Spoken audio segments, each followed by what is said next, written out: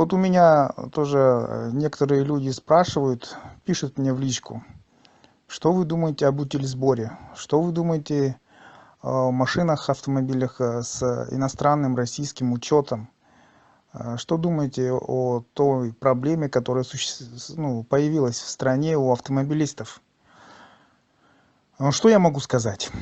Утилизбор сам по себе у нас в стране, я считаю, это явное лобби интересов семьи Назарбаева. Помните, когда только он организовывался, ТО РОП, который занимается утилизбором, единственным учредителем этого ТО РОПа была любимая дочь Назарбаева, Алия Назарбаева.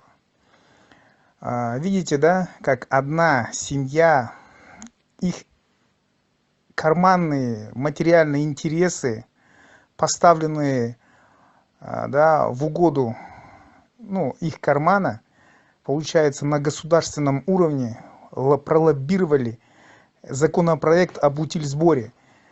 В нормальной демократической стране это вот утилизбор его давным-давно бы уже отменили, и всех этих лоббистов привлекли к ответственности. Было бы общественное порицание, возможно, была бы правовая оценка дана всем тем, кто пролоббировал этот антинародный по своей сути, антигосударственный законопроект об утилизборе. Это же абсурд. Покупаешь автомобиль, допустим, в той же России, в Европе, привозишь в Казахстан, хочешь поставить его на учет, и он получается чуть ли не в 2 раза будет дороже самого автомобиля. Тогда, когда в других странах утилизбор производится тогда, когда ты машину свою реально сдаешь на утиль, и платишь ты от 100 до 200 евро, по-моему, в зависимости от страны. А у нас получается от 1 миллиона тенге и до 6 миллионов тенге. Все зависит от объема двигателя, от года выпуска и так далее, и так далее. Вообще это утилизбор, это, я считаю, политическое решение было принято фактически в угоду, я повторяю, семье Назарбаева. И всем автомобилистам страны, гражданам страны необходимо понимать, что у нас в экономике страны, в политике все делается, все творится, вот этот весь беспредел в угоду семье и окружению Назарбаева, диктатора страны. Об этом необходимо понимать. Поэтому требования, которые сейчас ходят автомобилисты по отмене утилизбора, они сбор подписей собирают.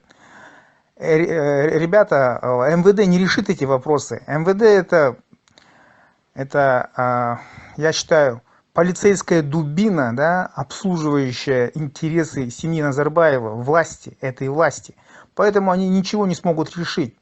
Это псы режима, когда власть укажет вот на этого, вот на того, все, тогда только действует МВД. Но МВД не будет действовать в интересах простого народа, потому что утилизбор пролоббирован интересами семьи Назарбаева, Алии Назарбаевой. Это мое мнение, сугубо лично мое мнение. Вот. Здесь что здесь необходимо? Здесь необходимо напрямую обращаться к Токаеву, парламенту страны, к тому же Назарбаеву, и прямым текстом писать: отменить утилизбор, который на самом деле является интересом частных лиц, связанных с семьей Назарбаева, а конкретно с Алией Назарбаевой. Поэтому необходимо отменить утилизбор. Даже вот эти все деньги идут не в доход государства, они идут именно в карман, доход ТО РОП, единственным учредителем которого, я повторяю, была любимая дочь Назарбаева, Алия Назарбаева. Поэтому это политический вопрос. И сбор подписей автомобилистов, он ничего не даст.